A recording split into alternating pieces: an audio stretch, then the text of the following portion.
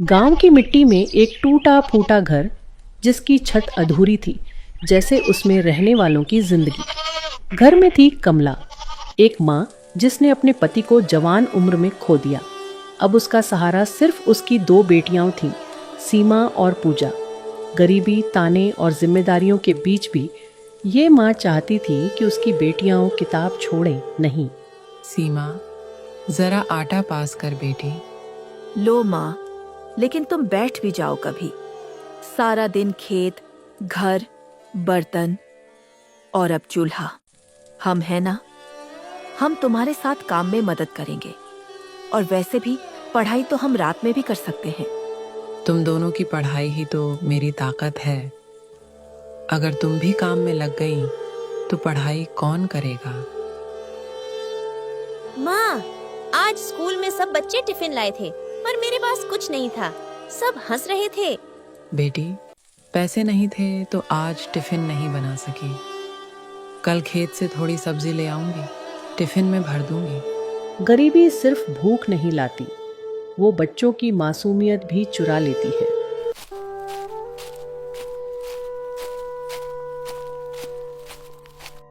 कमला, बेटियों को इतना पढ़ाकर करेगी क्या?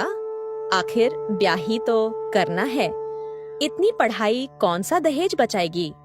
ब्याह होगा, पर तब जब ये अपने पैरों पर खड़ी होंगी। पति खो दिया है, पर उनकी सोच नहीं खोई मैंने। माँ, हम पापा का सपना अधूरा नहीं छोड़ेंगे। हाँ माँ, और पहली तनख्वाह से तुम्हारे लिए साड़ी खरीदूंगी। मुझे साड़ी नहीं चाहिए बेटी, मुझे चाहिए कि लोग कहें कमला की बेटियां किसी से कम नहीं।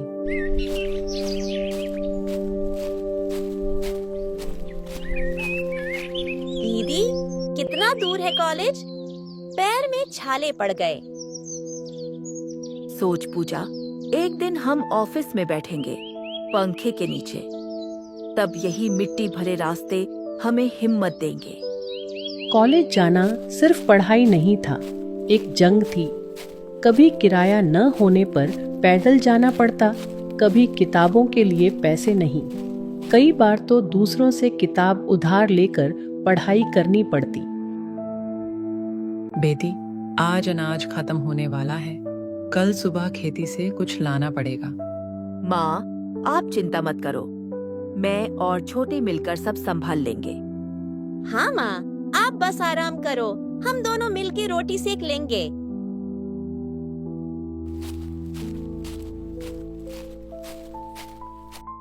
कमला, क्यों इतना जोर डाल रही हो बेटियों पर? लड़कियां जितना भी पढ़ लें, आखिर चौका बर्तन ही करना है। मेरी बेटियां चौके तक सीमित नहीं रहेंगी। तुम्हें अगर समझ नहीं आता तो कम से कम चुप रहो। गांव के ताने हर रोज की बात थी, लेकिन कमला जानती थी अगर हिम्मत छोड़ दी तो उसके पति का सपना सच नहीं होगा।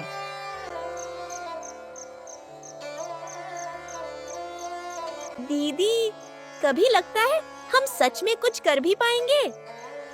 हाँ पूजा, पापा को याद कर, उनका सपना अधूरा नहीं रहना चाहिए। कमला दरवाजे पर खड़ी सुन रही है, आंखों में गर्व और आंसू। कभी फीस भरने के पैसे नहीं होते तो कभी किताबें खरीदने के। कमला ने अपने कान की बालियां तक बेच दी ताकि बेटियां स्कूल छोड़ न दें।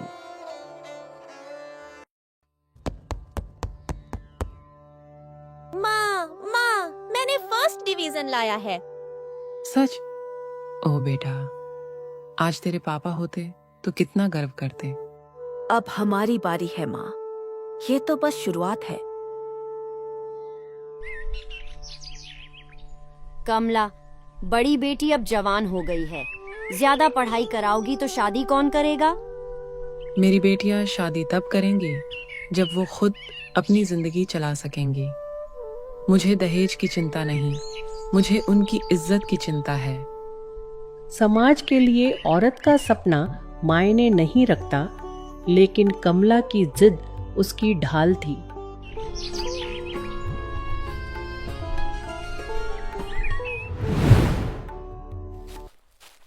सालों की मेहनत रंग लाई।